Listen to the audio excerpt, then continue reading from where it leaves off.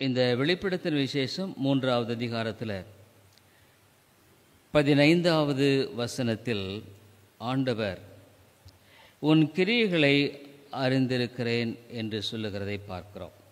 உன் கிரியைகளை அறிந்திருக்கிறேன், நீ குளிருமல்ல அனலுமல்ல, நீ குளிராயாவது அனலாயாவது இருந்தால் நலமாக இருக்கும் என்று இயேசு சொல்லுகிறார்.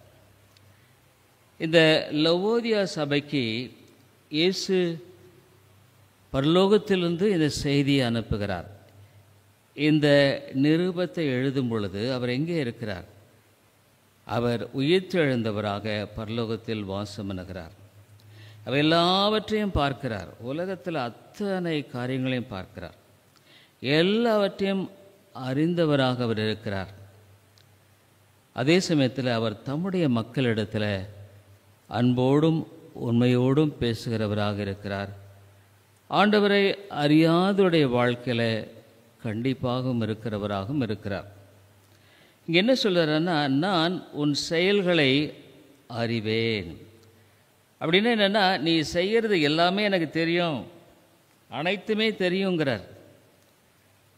பொதுவாக மக்கள் காண்பதை மட்டுமல்ல, இப்போ நம்ம என்ன பண்ணுறோம், வெளி பிரகாரமாக மாத்திரமே நாம் பார்க்கிறோம்.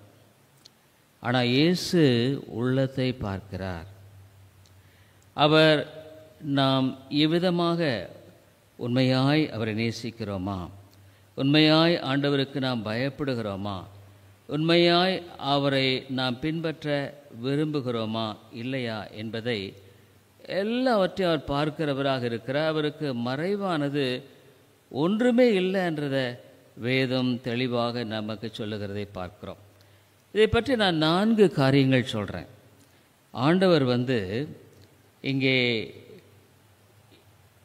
நான் அறிவேன் என்று சொல்லுகிற காரியத்தில் 4 காரியங்கள் சொல்கிறேன்.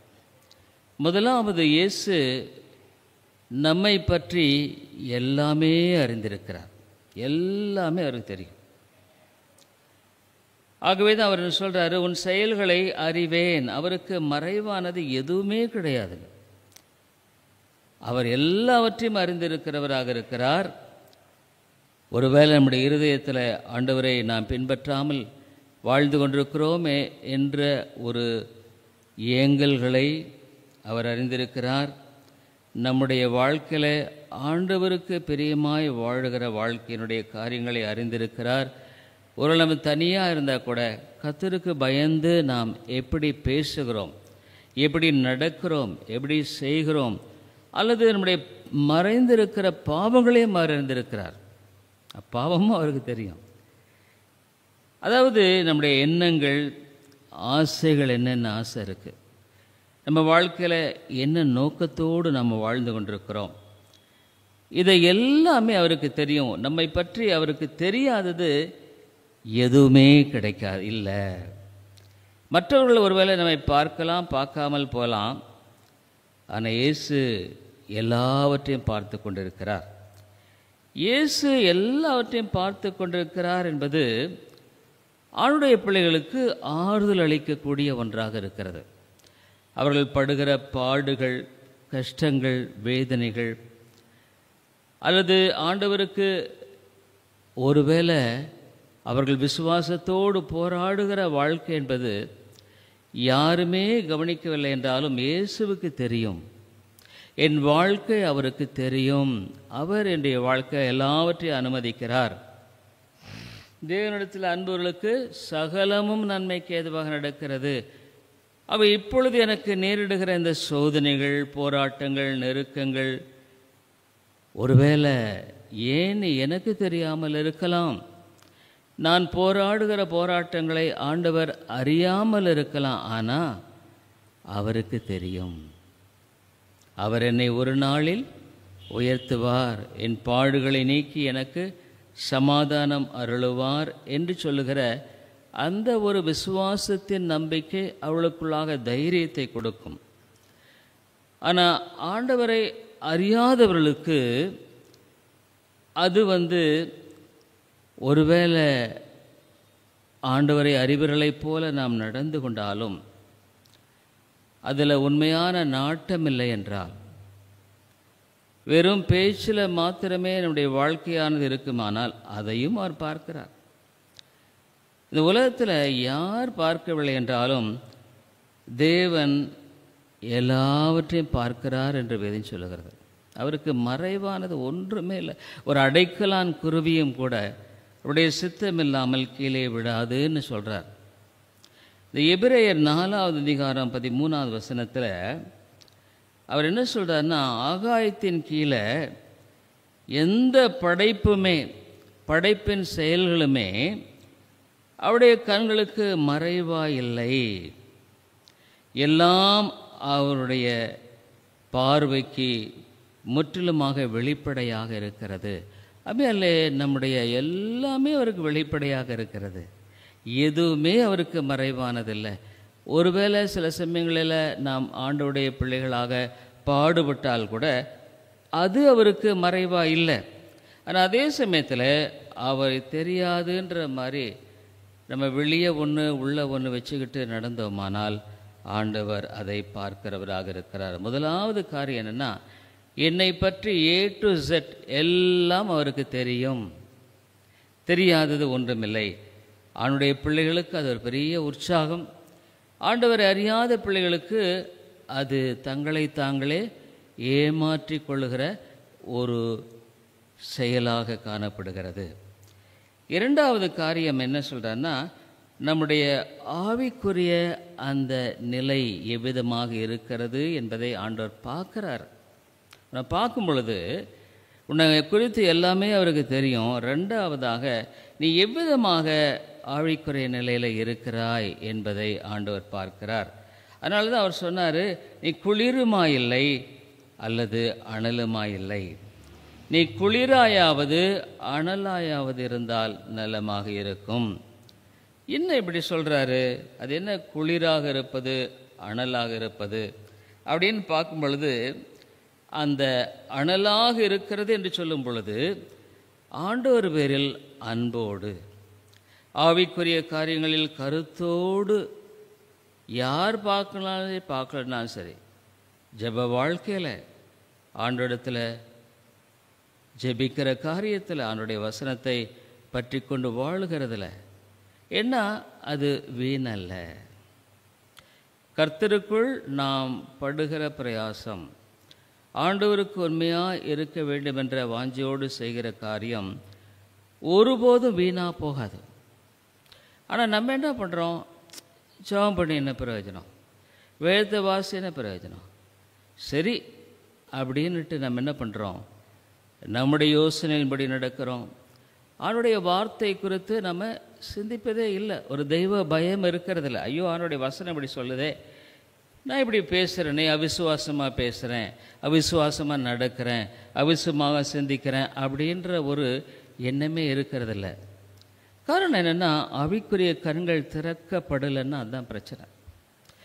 ஆவிக்குரிய கண்கள் திறக்கப்படலைன்னா ஆண்டவரையும் ஆண்டவருடைய காரியங்களையும் அறிந்து கொள்ளவோ விளங்கி கொள்ளவோ சார்ந்து கொள்ளவோ முற்றிலும் முடியாது.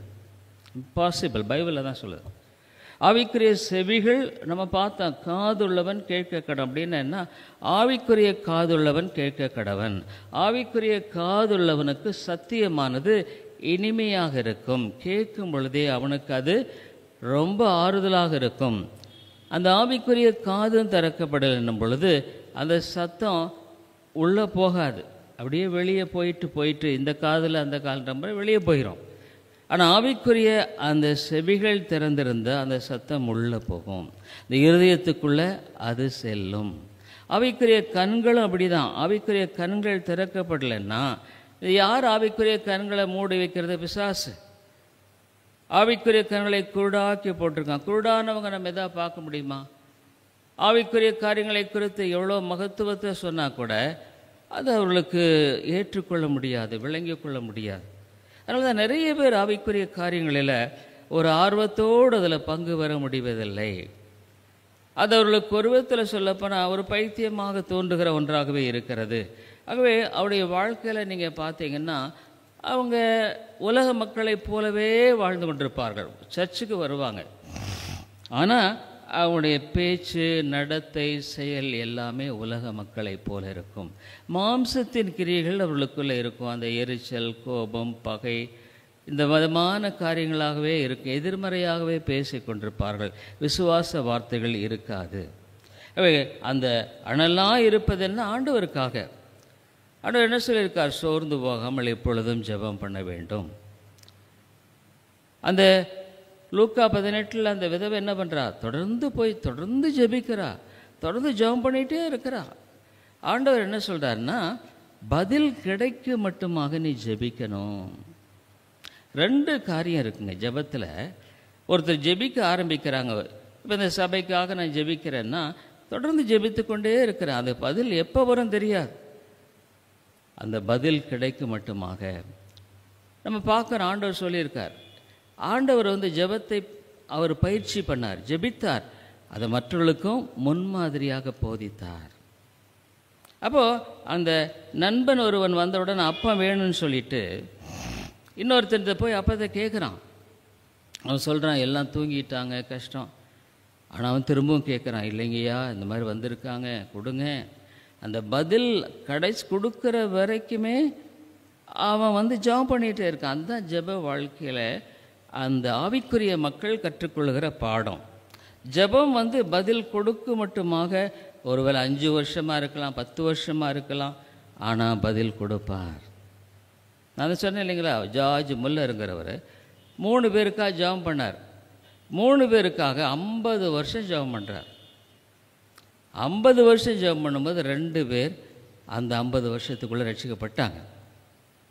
ஆனால் 3வது அவர் மரித்த பின்னால் தான் ரட்சிக்கப்பட்டார். அப்போ அந்த ஜெபத்தை ஆண்டவர் கேட்குறார் இல்லைங்க. அப்போ ஜெப வாழ்க்கையெல்லாம் இல்லாமல் நீங்கள் கிறிஸ்தவ வாழ்க்கையை வாழவே முடியாது. பாருங்களேன், நீங்கள் தோல்வியாக போயிட்டுருப்பீங்க. ஆகவே அதை குளிராவாக இருப்பதுன்னா என்னதுன்னா, அனலாக இருப்பதுன்னா ஆண்டவருக்குள்ளே வைராக்கியமாக பக்தியாக இருக்கிறது. குளிராக இருக்கிறது என்னென்னா, தேவனிடத்திலிருந்து ரொம்ப தூரத்தில் அவங்க இருக்கிறது. குளிர்ந்து போன ஒரு நிலை, எங்கேயோ ஆண்டவரிடத்துலேருந்து தூரமாக இருக்கிறது. அதாவது ஆண்டவருடைய சத்தியங்களை எல்லாம் அவள் நிராகரித்து விடுவார்கள். அப்படின்னா என்ன? நம்ப மாட்டாங்க, கேட்பாங்க, படிப்பாங்க, ஜெபிப்பாங்க, ஆனால் நம்பிக்கை இருக்காது. விசுவாசத்தோடு ஜெபிக்க மாட்டாங்க, விசுவாசத்தோடு வேதத்தை வாசிக்க மாட்டாங்க. அடுத்து என்ன சொல்லுங்க, அனலாவது குளிராவது நீ இருந்தால் வெது வெதுப்புன்னு ஒரு வார்த்தையை சொல்கிறார் இல்லை. ஆகவே இந்த ஆவிக்குரிய நிலையெல்லாம் நான் பார்க்குறாரு. இவன் அனலாக இருக்கானா, குளிராக இருக்கானா, வெது வெதுப்பாக இருக்கானா. வெது வெதுப்பாக இருக்கிறதுனா அது என்னென்ன அர்த்தம்னா, அங்கே அவர்களுடைய உண்மையாலுமே இயேசுவை நம்புவதை போல பார்ப்பாங்க. அவங்கள பார்த்தா இயேசுவை நம்புகிற மாதிரியே இருக்கும். இயேசுவை நம்புகிறதை போல பேசுவார்கள், செய்வார்கள். ஆனால் இருதயத்தில் பார்த்தா அந்த உண்மை விசுவாசமானது இருக்காது. அந்த வெது வெதுப்பான மக்கள் எப்படின்னா, ஆலயத்துக்கு போவார்கள், ஆனால் உண்மையாக அவர்கள் ஆண்டவரை ஆராதிக்க மாட்டாங்க. உண்மையாக ஆலயத்தில் போனால் அவருடைய இருதயம் எங்கே இருக்கும்?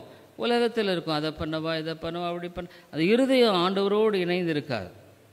இந்த வெது வெதுப்பான மக்களை பற்றி என்ன சொல்லுதுன்னா, ஆலயத்துக்கு போவாங்க ஆனால் கூட ஆராதிக்க மாட்டாங்க. அப்படின்னா உண்மையான இருதயம். வேதத்தை வாசிப்பாங்க, ஆனால் உண்மையாலுமே அது அவங்களுக்கு ஏதோ ஒரு வழக்கமான ஒரு காரியமாக தான் இருக்கும். அப்புறம் இயேசுவை பின்பற்றுவதாகத்தான் சொல்லுவார்கள், ஆனால் அவர்கள் கீழ்ப்படிய மாட்டார்கள். சத்தியத்தை கேட்பாங்க, ஆனால் கீழ்ப்படிய விரும்ப மாட்டார்கள். இந்த இயேசு ஏன் குளிராக இருப்பது ரொம்ப மோசம்னு சொல்கிறாரு? நீ அனலாக இருந்தால் பரவாயில்ல, குளிராக இருந்தால் பரவாயில்ல, வெது வெதுப்பாக இருக்கிறீங்கன்னு சொல்கிறாரு. ஏன்னா நீ குளிராக இருந்தால் அது வெது வெதுப்பாக இருந்தால் ரொம்ப மோசங்கிறார். நீ குளிராக இருந்தால் ஒருவேளை உனக்கு உதவி தேவைன்னு சொல்லி நீ உணர்கிற ஒரு உணர்வையே கொண்டிருக்கலாம், வாய்ப்பு இருக்குது. அனலாக இருந்து ஆண்டவருக்குன்னு வைராக்கியமாக இருக்கிறது. வெது வெதுப்பாக இருக்கிறதுனால அவங்களுக்குள்ள என்ன ஒன்றுன்னா, நான் சரியாக இருக்கிறேன், நான் சரியாக தான் இருக்கிறேன், ஒன்றும் என்ற தப்பு இல்லை. அவங்கக்கிட்ட நம்ம ஒன்றுமே சொல்ல முடியாதுங்க. ஏன்னா அவங்களுக்கு உள்ளுக்குள்ளேயே நான் சரியாக இருக்கிறவன். ஆகவே தான் ஆண்டவர் சொல்கிறாரு, அந்த வெது வெதுப்பான கிறிஸ்தவர்கள் தான் ரொம்ப ஆபத்தானவர்கள்.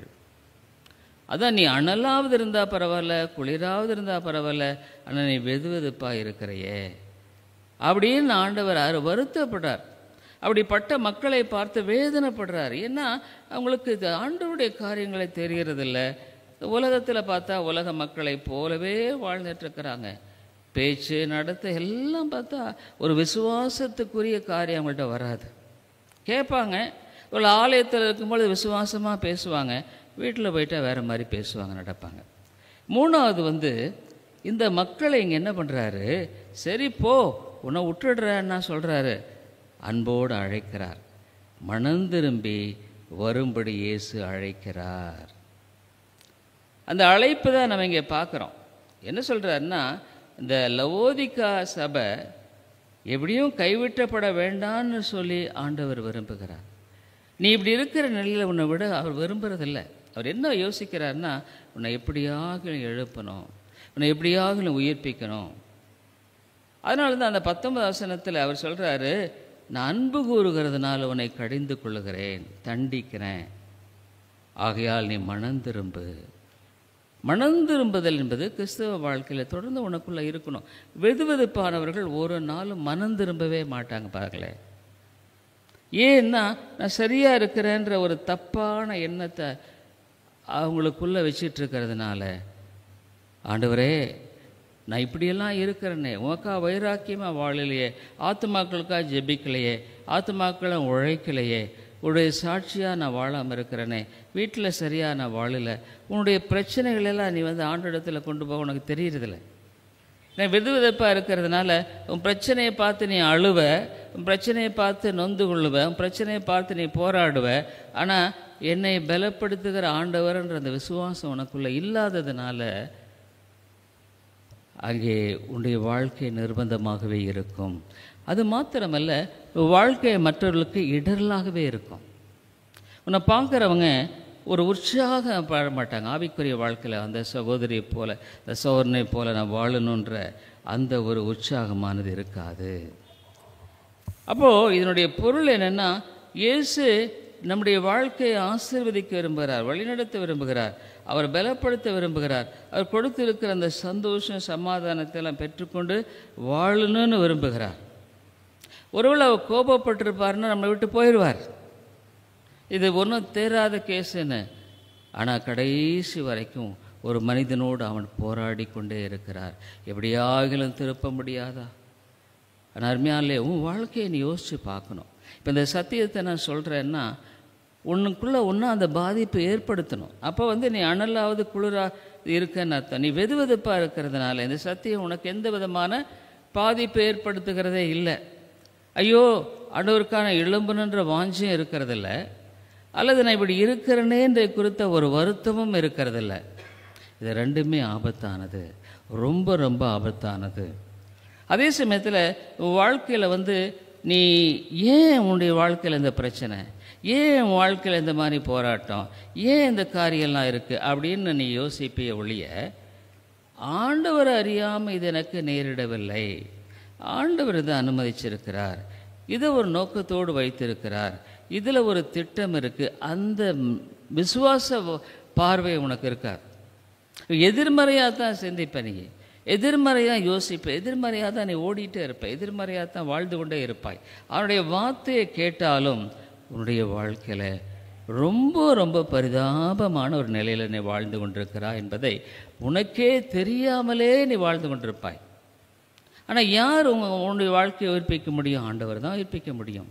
அவனோடு பேசி கொண்டு தான் இருக்கிறார். எத்தனையோ வருஷம் தேவனுடைய வார்த்தையை கேட்க முடியாத ஸ்லாக்கியத்தை கொடுத்து கொண்டு தான் இருக்கிறார்.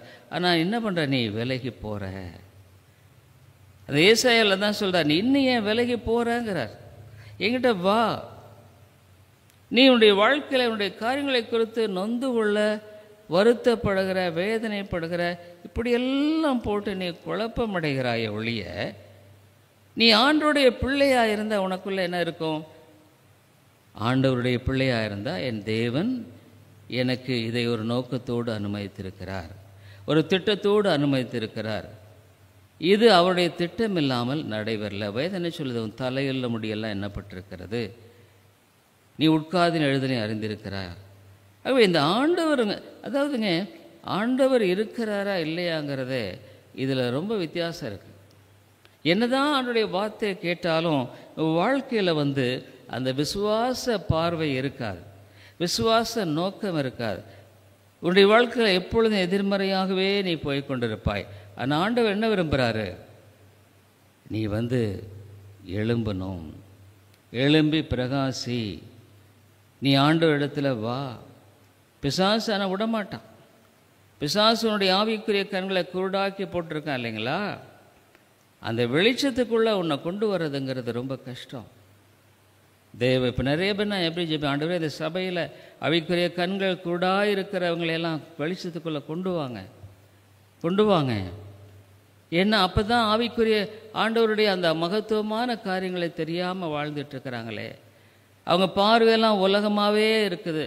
ஐயோ எனக்கு இப்படி ஆச்சே, எனக்கு இப்படி ஆச்சே, இப்படித்தான் அவங்க எண்ணிட்டுருக்கிறாங்க ஒழிய ஆண்டவரை மேலே பார்க்குற பார்வை இருப்பதில்லை. அந்த பார்வை இல்லாததுனால, அதாவது விசுவாசம் இல்லாதவர்கள் எப்போவுமே இப்படி கீழேயே உலகத்தையே பார்த்துட்ருப்பாங்க. விசுவாசம் இருக்கிறவர்கள் எனக்கு ஒத்தாசு வரும் பர்வதங்களுக்கு நேராக என் கண்களை ஏறெடுக்கிறேன், அதுதாங்க விசுவாசம். ஆகவே தான் விசுவாசமே உலகத்தை ஜெயிக்கிற ஜெயம். ஆண்டவனுடைய காரியங்களெல்லாம் செயல்பட விரும்புகிறாரு, உன்னோடு இடைப்பட விரும்புகிற பிரச்சனைகளோடு இடைப்பட விரும்ப. ஆனால் நீ இடம் கொடுக்க மாட்டேங்கிற, நீ அதுக்கு இடமே கொடுக்க மாட்டேங்கிற. நீ ஆண்டவரே உதவி செய்யணும் கேட்கறதில்ல. எப்போ ஆண்டவர் யாரையுமே ஃபோர்ஸ் பண்ணவே மாட்டார். உன்னை ஒரு கட்டாயப்படுத்தி உன்னை ஃபோர்ஸ் பண்ணி அப்படியெல்லாம் செய்ய மாட்டார். ஆகவே தான் அவர் என்ன சொல்கிறாருன்னா, அடுத்தது பாருங்க, அவர் இவ்விதமாக ஒன்று சொல்கிறார்.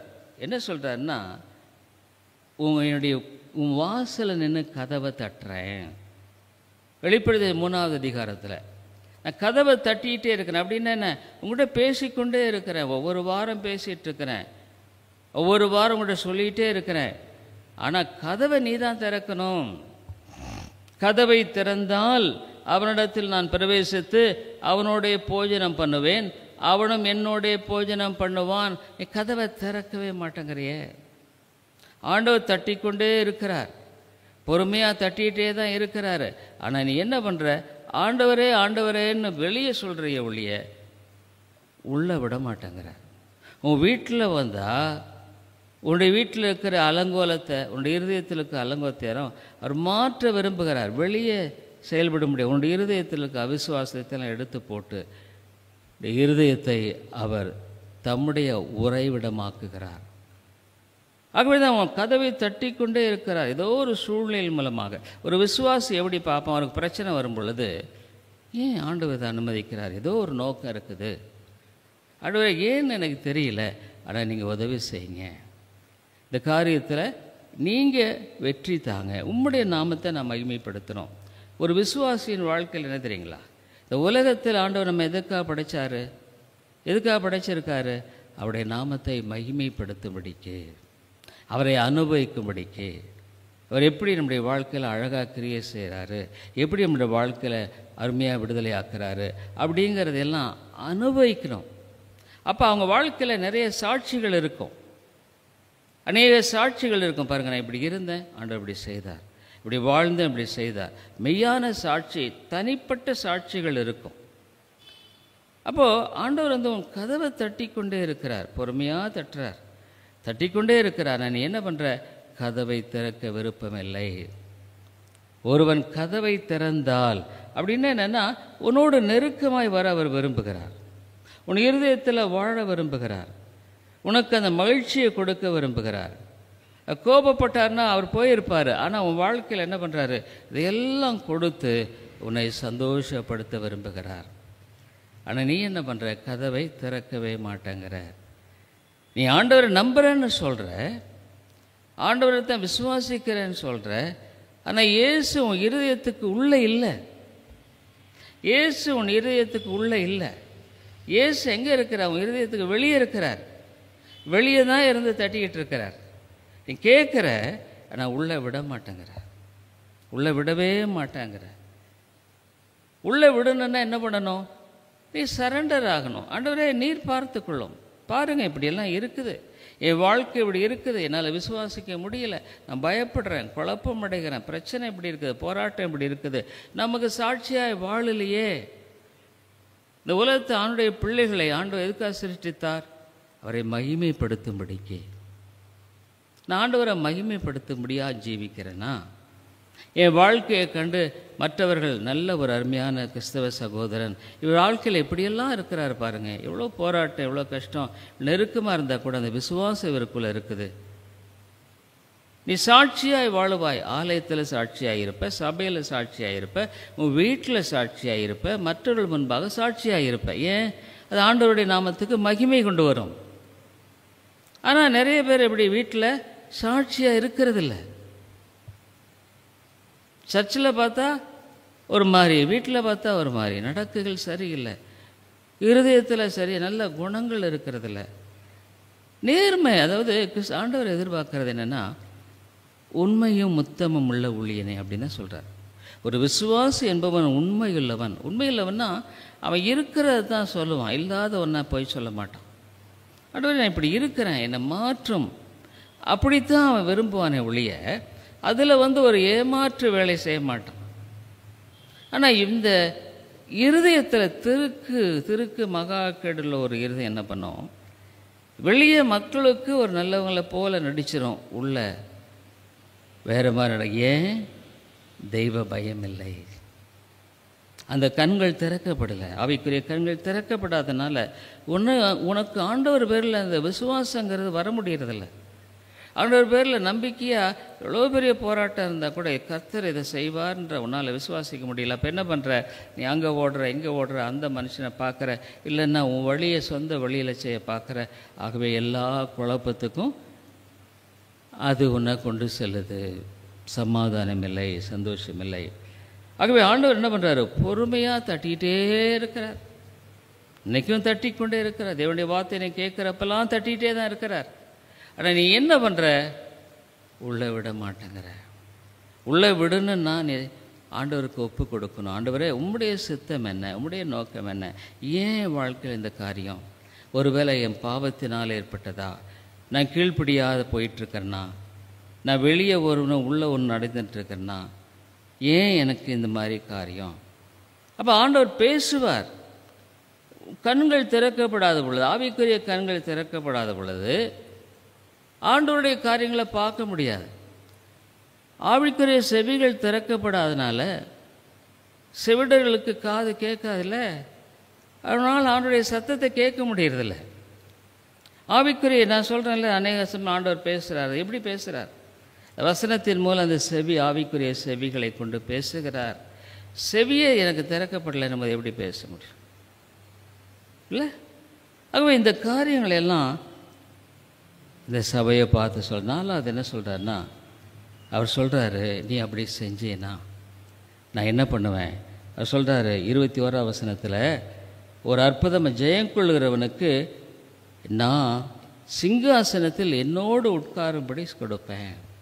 பாருங்க, நீ அப்படி எனக்கு கீழ்ப்படிந்து நடந்து வாழும் பொழுது நீ என்னோடு உட்கார்ந்து வாழக்கூடிய அந்த கிருபையை கொடுப்பேன். எவ்வளோ பெரிய காரியம் இல்லை? அப்போ கண்கள் திறக்கப்படாதவங்களுக்கு அதெல்லாம் ஒன்றும் புரியாது, என்ன இது. ஆனால் ஆவிக்குரிய கண்கள் திறக்கப்பட்ட பொழுது அவங்க வாழ்க்கையில் அது எப்படின்றத உணரக்கூடிய ஒரு உணர்வு, அது வெதுவெதுப்பான காரியங்கள் அனலாக இருக்கும். எம்மாவு சீஷர்கள் நடந்து போயிட்டுருக்கும் பொழுது இயேசு அவர்களோடு சேர்ந்து பேசுகிறார். அப்போ அவங்க இருதயம் அனல் விட்டு எரிகிறது. அப்போ நீ என்ன ஜெபம் பண்ண? ஒருவேளை ஆண்டவரே என் கண்களை திறந்துடலாம், என்னுடைய செவிகளை திறந்துடலாம், எவ்வளோ சத்தியத்தை நான் கேட்குறேன், ஆனால் ஏன் இப்படி நான் நடக்கிறேன்? ஏன் ஆண்டவருடைய நான் மகிமைப்படுத்துறதில்ல? ஏன் என்னுடைய வாழ்க்கை ஆண்டவருடைய நாமத்தை மகிமைப்படுத்துகிறதில்ல? என்னை பார்க்குறவங்க யாருமே ஆண்டவரை பற்றி மேலா என்றுகிறதில்ல. ஒருவேளை உள்ள கூட, ஐயோ இந்த பிரதர் ஏன் இப்படி இருக்கிறாரு, ஏன் இந்த சிஸ்டர் இவங்க இப்படி இருக்கிறாங்க, அப்படி தான் பேசுகிறாங்களே ஒழிய ஆண்டவருக்கு பிரியமாக நடக்கிற ஒரு சகோதரன் சகோதரின்னு இந்த சபையில் ஒரு சாட்சியாக இல்லை. அப்படி இல்லைன்னும் பொழுது இந்த சபைக்கு ஒரு இடரல் தான். அது இடரல் தான். என்ன ஒன்று பார்க்கும் பொழுது மற்றவர்கள் என்ன நினைப்பாங்க, ஓ இந்த சபை மக்களெல்லாம் இப்படி தான் போல. அவே நீ அனலும் இல்லை குளிரும் இல்லை, வெது வெதுப்பாக இருந்துகிட்ருக்கிற, உன்னையே நீ ஏமாற்றிட்டு இருக்கிற, என்னதான் சத்தியத்தை கேட்டாலும் உனக்குள்ள எந்த ஒரு இம்மி மாற்றம் கூட வரல. அது எவ்வளோ பயங்கரம் இல்லை? ஆகவே ஆண்டவர் பொறுமையாக கட்டுறாரு தான். அந்த 4வது அவர் சொல்கிறாரு, நீ அப்படி கதவை திறந்து இங்கே அவரோட உட்காந்து நீ போஜனம் பண்ணுறதில்ல. அப்படின்னா என்ன? ஆண்டவரோடு உறவாக இருக்கும், ஆண்டவருடைய அந்த விசுவாசம் இருக்குது. நிறைய குடும்பங்களில் வீடுகளில் ஆண்டவர் இல்லைங்க, ஆண்டவருடைய பிரச்சனை இல்லை, பிசாசு இருக்கிறான், குழப்பத்தை உண்டு பண்ணுறான், பயத்தை உண்டு பண்ணுறான். எப்படியாகலும் ஆண்டு இடத்துல போகக்கூடாதுன்ட்டு ஏதாவது ஒரு கலவரத்தை உண்டு பண்ணுறான். திடீர்னு பார்த்தா பிரச்சனைகள் ஏறு, சண்டை வருது, பிள்ளைகள் பெற்றோர்கள் உறவுகளில் சண்டை, அந்த ஒரு அமைதல் இல்லை, கிறிஸ்தவ குடும்பங்கிற ஒரு சாட்சி இருக்கிறதில்ல. கிறிஸ்தவ குடும்பத்தில் ஒருவேளை கணவனாவது மனைவியாவது ஒரு நல்ல ஆவிக்குரிய முதிர்ச்சி இருந்தால் அதை விளங்கி கொள்ளுவாங்க. விளங்கி கொண்டு அதுக்கு தகுந்த மாதிரி பிசாசுக்கு இடம் கொடுக்காமல் அவங்க செயல்படுவாங்க. மனைவி எப்படி இருந்தால் கூட இது சரியில்லை அப்படின்னு ஜெபிப்பாங்க. அதை விட்டுட்டு அவங்க என்ன பண்ணுவாங்க, நிறைய குடும்பங்களில் என்ன ஆகும், ஒரு காரியத்தை பார்த்த உடனே ஒரு கசப்பு வரும். அது இருதயத்தில் எப்படிங்க சமாதானம் இருக்கும்? கசப்பு இருக்கிற இடத்துல ஆண்டோடைய சந்தோஷம் ஏதாவது இருக்க முடியுமா? அநேக குடும்பங்களில் சாத்தான் அவன் தீவிரமாக வேலை செய்கிறான். பைபிள் சொல்லுதே, இப்பிரபஞ்சத்தை மனக்கண்களை குருடாக்கி போட்டிருக்கிறான், அவன் ஆண்டுடைய வசனத்தை பொறுக்கி போட்டுடுறான். பைபிள் இங்கே வசனத்தை கேட்ட உடனே என்ன பண்ணுறான், அது நம்ம இருதயத்தில் கிரியை செய்யக்கூடாதபடிக்கு எல்லாத்தையும் பொறுக்கி போட்டு போயிடறான். அப்போ நீ அதன் வல்லமாக தான் நீ திரும்பி போவேன், ஒன்றும் பிரயோஜனம் இல்லாமல் ஏதோ வந்தோம் போனோம். அது எவ்வளோ ஒரு ஆவிக்குரிய, உண்மையாக ரொம்ப கஷ்டங்க ஆவிக்குரிய. அதாவது ஆண்டவருக்கு ஒப்புக்கூடாமல் வாழும் பொழுது அது ஒரு ரொம்ப கஷ்டமான ஒரு வாழ்க்கை, ரொம்ப கஷ்டம். ஆண்டவர் இருந்தும் கூட உங்களால் அதை அனுபவிக்க முடியல அப்படின்னும் பொழுது அது ஒரு ஏமாற்றத்துக்குரிய ஒரு வாழ்க்கை. ஆகவே தான் நீ வெது வெதுப்பாக இருக்காத, உன் இருதயத்தில் அனலை பெற்றுக்கொள்.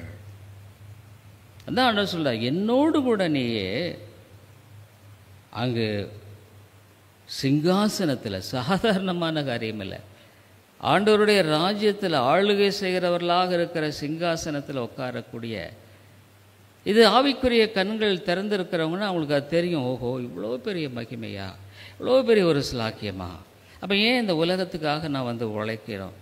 உலகத்தை ஒன்று என்ன தெரியுங்களா, எந்த ஒரு மனுஷன் ஆண்டவரோடு சரியாக இருக்கிறானோ அவனுக்கு ஒரு நன்மையும் குறைபடாது, கத்தரை தேடுகளுக்கு ஒரு நன்மையும் குறைபடாது.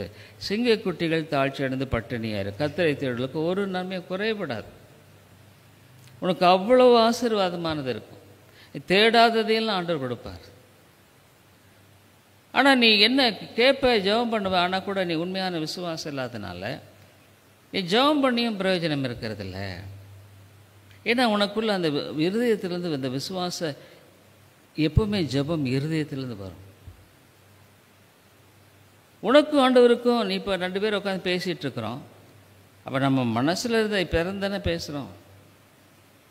அப்படி இருக்கும் பொழுது ஆண்டவர் சொல்கிறார், அதனால தான் சொல்கிறாரு, நான் உன் செய்திகளையெல்லாம் அறிஞ்சிருக்கிறேன்ப்பா, உன்னை பற்றி எனக்கு நல்லா தெரியும், இப்போ உன் இருதயம் எங்கே இருக்குங்கிறது எனக்கு தெரியும், நீ வெது வெதுப்பாக இருக்கிறையே, அனலாவும் இல்லை குளிர்வாவும் இல்லை, ஆனால் உன்னை நேசிக்கிறேன், நான் உன்னை நேசிக்கிறேன், நீ என்னிடத்தில் திரும்பி வான்னு கூப்பிடுறார். இருதயத்தின் கதவை தர, என்னை உள்ளே விடுன்னு கூப்பிடுறார். நான் ஆண்டவர் உள்ளே வந்துட்டார், நான் அந்த இடத்துல என்ன இருக்கும்? பிசாசு இருக்க முடியுமா? ஓடி போயிடும். ஆண்டவர் உள்ளே வந்தாருன்னா அங்கே சாத்தானுக்கு இடமே இல்லை. வேதத்தில் நம்ம பார்க்குறோம் இல்லை, இயேசு வந்த உடனே பிசாசு கல்லறையில் அவன் தன்னை கல் எடுத்து காயப்படுத்திக்கிறான். இயேசு வந்த உடனே ஆண்டவர் எமக்கும் எனக்கும் என்ன, அவனோடு அங்கே இருக்க முடியல. என்ன ஆகுது? அவனுடைய பிசாசை ஓட்டி சாதாரணமாக உட்காந்துருக்கிறான். அவன்கிட்ட போய் ஆண்டவர் சொன்னார், நீ போ, ஆண்டவர் செய்த நன்மைகளெல்லாம் போய் ஊரில் சொல்லு. பாருங்கள், இந்த வேதத்தில் நம்ம ஆண்டவருடைய காரியங்களெல்லாம் பார்க்கும் பொழுது அந்த ஒரு ஆண்டவருடைய காரியம் என்பது ஒரு தனி ஒரு உலகமே, அது ஆவிக்குரிய உலகம். அப்போ நான் சொல்கிறேன்ல, சரீரம் இருக்குது, ஆத்துமா இருக்குது. இந்த சரீரத்துக்கு நம்ம ஆகாரம் கொடுக்குறோம், ஆத்துமாவுக்கு மூச்சு விடுற மாதிரி ஜெபம், வேத வசனம். அப்போ உனக்குள்ளே அது வரணுன்னா உன் கண்கள் திறக்கப்படணும், உன் கண்கள் திறக்கப்படணும். நீ கூட ஜெபம் பண்ணலாம், ஆண்டவரே எனக்கு இதெல்லாம் கேட்குறது ஒன்றுமே எனக்கு ஏற்றுக்கொள்ள முடியலையே சொல்கிறாங்க, ஆனால் கூட அது என்னால் ஒன்றும் முடியல. உள்ளதை பற்றி சொல்கிறது தப்பே கிடையாது, தப்பே கிடையாது. உள்ளது உள்ளவனமாக சொன்னோம்னா தப்பு இல்லை. இல்லாததை இல்லை இல்லை நான் சரியாக தான் இருக்கிறேன் அப்படின்னு நினச்சிட்டு இருக்கும் பொழுது ஆண்டவர் நம்ம வாழ்க்கையில் செயல்பட மாட்டார். அதுதான் தாழ்த்துவது, கீழ்ப்படிதல் வேணுங்க. அவர் கீழ்ப்படிதல் எதிர்பார்க்கிறார், அவருடைய கட்டளை கீழ்ப்படிதல் எதிர்பார்க்கிறார். இப்போ இந்த சத்தியத்தை கேட்குறோம், கீழ்ப்படிகிறதை விரும்புகிறார். அப்படி கீழ்ப்படியவர்களுக்கு சமாதானம் இருக்குது. கீழ்ப்படியாதவர்களுக்கு ஆதாம் அவனுடைய பாவம் என்ன? கீழ்ப்படியாமல் தான். கீழ்ப்படியாதனால அவங்கள ஆண்டவர் விட்டுட்டார். பார்த்தீங்களா, துரத்தியே விட்டுட்டார்ல. ஆண்டவருக்கு இடத்துல அவங்களுக்கு இடம் இல்லை, அவங்களே ஓடுறாங்க. ஆகவே நம்ம யோசிக்கணும், இல்லை ஆண்டவர் அதான் சொல்கிறாரு, உன்னை எல்லாம் நான் அறிஞ்சிருக்கிறேன்ப்பா, நீ உள்ளது உள்ளபடியா தேவனிடத்தில் வா. தாழ்த்துவோம், ஆண்டவரே நான் இப்படி இருக்கிறேனே, ஆனால் இல்லாமல் வாழ்ந்து கொண்டிருக்கிறேன், எவ்வளோ வருஷம் சத்தியத்தை கேட்டாலும் எனக்குள்ள அந்த வாஞ்சை இல்லை, ஆண்டவருக்குரிய அந்த தாகம் இல்லை, ஜெபம் பண்ணுறதுக்கு விருப்பமே இல்லை, வேதத்தை வாசிக்க எனக்கு விருப்பமே இல்லை. நிறைய பேர் ஜெபிக்கிறதும் கிடையாது, வேதத்தை வாசிக்கிறதே கிடையாது. உட்காந்து நம்ம அதுக்கு ஆகாரம் கொடுக்கணும்ல. நான் என்ன பண்ணுறேன், 1 மணி நேரம் ஜெபிப்பேன், காலைல 5 மணி, 1 மணி நேரத்துக்கு மேலே உட்காந்து ஆண்டுடைய வசனத்தை தியானிப்பேன், சிந்திப்பேன். எனக்கு ஆத்தும ஆகாரம் தேவை. அதுமாதிரி ஆண்டவனோடு கூட பேசுகிறார். கண்கள் திறக்காத பொழுது அதெல்லாம் ஜெபம் பண்ணி என்ன, வேதத்தை வாசிச்சு என்ன, அந்த ஒரு மனநிலையில் இருந்தாவே உனக்குள்ள உன் கண்கள் திறக்கப்படலை, அவைக்குரிய காரியங்களை உன்னால் அறிந்து கொள்ள முடியல, உன்னுடைய குருடை அறிந்து கொள்ள முடியல. பைபிள் என்ன சொல்லுது, ஒரு இடத்துல உன்னை குருடாக இருக்கிற போய் கண் கலிங்க வாங்கி போடுன்னு சொல்கிறார்ல. ஆகவே நம்ம யோசிக்கணும், ஆண்டவரே மன்னியும், என்னை மன்னியும். ஏன்னா இதை விட பயங்கரம் என்னென்னா, சாத்தான் அவன் மனக்கண்களை குருடாக்கி போட்டிருக்கான்.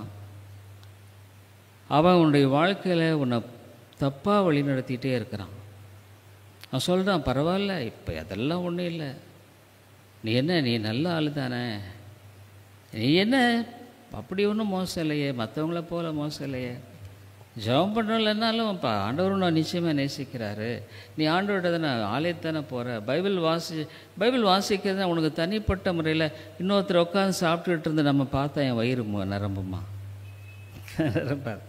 நான் உட்காந்து எடுத்து சாப்பிடணும், வேதத்தை படித்து சும்மா இது, அதாவது ஆகாரத்தை இப்படி போட்டு இப்படி போட்டால் எப்படிங்க நல்லா இருக்கும், உள்ள வாய்க்குள்ளே போகணுமே. ஆகவே மனம் திரும்பணும்.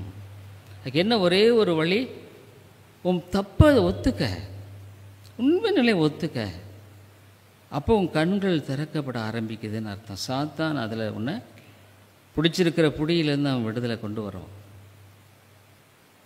அதனால தான் மறுபடியும் பிறக்கணுங்கிறது பைபிள் சொல்லுது. ஆத்துமா செத்து போனதுனால ஆவிக்குரிய காரியங்களை குறித்து நான் என்ன சொன்னாலும் உங்களுக்கு ஏதோ கண்ணை கட்டி காட்டில் விட்ட மாதிரி தான் இருக்குமே ஒழிய அது ஒன்றும் புரியாது. கண்ணை கட்டி காட்டில் விட்ட மாதிரி தான் இருக்கும், அதை அனுபவிக்க முடியாது. பைபிள் என்ன சொல்லுது, மனுஷன் எதுக்காக படைக்கப்பட்ட, ஆண்டவரை அனுபவிப்பதும் அவரை மகிமைப்படுத்துவதும். வாழ்க்கையில் ஆண்டவரை அனுபவிக்க, கர்த்தர் நல்லவர் என்பதை ருசித்து பாருங்கள். எப்போ நான் ருசித்து பார்ப்பேன், இக்கட்டான நேரத்தில் ஜெபம் பண்ணுறேன், ஆண்டவர் உதவி செய்கிறாரு, எவ்வளோ காரியங்களில் அவர் ஜெபத்தை கேட்குறாரு. அதெல்லாம் பார்க்கும் பொழுது இந்த தேவையோடு இருந்தேன், ஆண்டவர் எப்படி அற்புதமாக விடுதலை ஆக்கினார். இது ஒவ்வொருடைய வாழ்க்கையில் இருக்குங்க. அப்படி ஆவிக்குரிய கண்கள் திறக்கப்பட்டால் தான் இருக்கும், இல்லைன்னா இருக்காது. ஆகவே நம்மை தாழ்த்தும். ஆண்டவரே மன்னியும், இப்படியெல்லாம் நான் இருந்து கொண்டிருக்கிறேனே. அப்போ என்னென்னா, உன் குடும்பத்துக்குமே நீ ஆசீர்வாதமாக இருக்க மாட்டேன். உன்னால் அந்த குடும்பத்துக்கு ஆசீர்வாதம் இருக்கும், உன்னால் இடரல் தான் இருக்கும். ஏன்னா உன் மூலம் ஆண்டவர் கிரியை செய்கிறதில்ல. ஏன்னா நீயே ஆண்டவர் கீழ்ப்படியாமல் ஒப்பு கொடுக்காதனால ஆண்டவர் கிரியை செய்கிறதில்ல. யோபு என்ன பண்ணுறான், அந்த பிள்ளைகள் எல்லாம் ஒரு பாவம் செஞ்சுருப்பாங்களோ, ஐயோ ஒரு வேலை அப்படின்னு சொல்கிறேன். அவங்க போனாலாம் பலி செலுத்துகிறான். ஆபிரகாம் தன்னுடைய பிள்ளைகளுக்கு ஆண்டவரை பற்றி சொல்கிறான். ஆண்டவர் என்ன சொன்னார், எனக்காக அழாத, உனக்காக நீ உட்கார்ந்து அழு. ஐயோ என் ஆத்துமா இப்படி இருக்குதே, பிள்ளைகளுக்காக அழு. இன்றைக்கி பெற்றோர்கள் எந்த பெற்றோர்கள் பிள்ளைகளுக்காக அழுகிறாங்க? யோசனை பண்ணி. அழுகிறதெல்லாம் கிடையாது. ஏதோ பணம் கொடுப்பாங்க, அது கொடுப்பாங்க. பணம் என்னங்க பண்ணும்? ஒன்று பணம் ஒன்று அழிச்சிடும். சொல்லப்போனால் தேவையில்லாத பணமே ஒரு விஷத்தை போல தான். உனக்கு தேவைக்கு மிஞ்சி பணம் இருந்தால் கூட ஆபத்து தான். உன்னை என்ன பண்ண செய்யும்? அதை பண்ணலாமா இதை பண்ணலான்னு யோசனை பண்ணோம். அதுவே ஒரு விஷத்தை போல தான். அதாவது சிலதெல்லாம் இருக்குது, மருந்தெல்லாம் இருக்குது. மருந்து கம்பெனியாக தயாரிக்கிறாங்கள, அந்த மருந்து இவ்வளவு, இந்த மருந்தில் இவ்வளவு கிராம், இவ்வளோ மில்லிகிராம் தான் மருந்து இருக்கணும்னு போட்டிருக்கு. அதை இப்போ ஒட்டியிருப்பான். அதை சரி போடு, அள்ளி போடு, இதில் ஒரு அள்ளி அதில் பள்ளி போட்டால் என்ன ஆகும்? பிடிக்கிறவன் காலி ஆயிடுவான் இல்லை? அது ஒரு அளவு இருக்குது. அதுவே உங்களை நீங்கள் யோசித்து பார்க்கணும். தேவனுடைய வார்த்தை கேட்ட பைபிள் என்ன சொல்ல, கேட்கிறவன் சிந்திக்க கடவன். ஆனால் அவன் கண்கள் குருடாக இருந்தால், அவன் காதுகள் குருடாக செவியாக குருடாக, காதுகள் செவிடாக இருந்தால், கண்கள் குருடாக இருந்தால், நான் என்ன தான் புலம்பினாலும் உனக்கு ஒன்றும் அசராது. புலம்பி ஒன்றும் பிரயோஜனம் இருக்காது. ஆனால் என்ன, கடைசியில் கர்த்தரோடு இருக்க மாட்டார். கடைசியில் நரகத்துக்கு போய் அங்கே புலம்பி என்னங்க பிரயோஜனம்? இங்கே புலம்புனா நல்லது. ஐஸ்வர்யவான் இங்கே புலம்பி இருந்தானா எவ்வளோ நல்லா இருந்திருக்கும் இல்லை? அவன் அங்கே போய் புலம்புறான், என்ன பண்ணுறது? ஐயோ நான் வந்துட்டேன், என் சகோதரெல்லாம் வர வேண்டாம், அங்கே போய் ஐயோ அது ரொம்ப ஆபத்து. இதெல்லாம் நமக்கு ஆண்டவர் எதுக்காக வச்சுருக்காருன்னா, ஒரு எச்சரிப்புக்கு வச்சுருக்கார். அப்படியே நீ புலம்பாத, நீயாவது தெரிந்து வாழு, மனம் திரும்புன்னு எச்சரிக்கிறார். ஜெபம் பண்ணுவோம். அன்புள்ள ஆண்டவரே, இந்த வேதத்தில் எவ்வளோ காரியங்களை எங்கள் மூலங்களுக்கு நீ சொல்லுகிறீர். கீழ்ப்படிதலை நீ எதிர்பார்க்கிறீர் ஆண்டவரே. நாங்கள் கீழ்ப்படிந்து நடக்க வேண்டும் என்று விரும்புகிறேன். ஆவியானவரே பேசும். இந்த இடத்துல வருகிறவருடைய மனக்கண்களை திறந்தருளும் ஆண்டவரே. எத்தனையோ பேர் வர்றாங்க, ஆனால் அவங்க வாழ்க்கையில் ஒரு உண்மையான ஆண்டுடைய அந்த ஒரு ஆசீர்வாதத்தை பார்க்க முடியறதில்ல. இவர்கள் சாட்சியாகவும் வாழுகிறதில்ல. மற்றவர்கள் அவர்களை பார்க்கும் பொழுது எந்த ஒரு மாற்றமும், ஒருவேளை ஏன் ஒரு ஆண்டவரை பற்றிய ஒரு நல்ல ஒரு அபிப்பிராயமோ அல்லது இவங்கள மாதிரி நான் இருக்கணுங்கிற எண்ணமோ இருக்கிறதில்ல.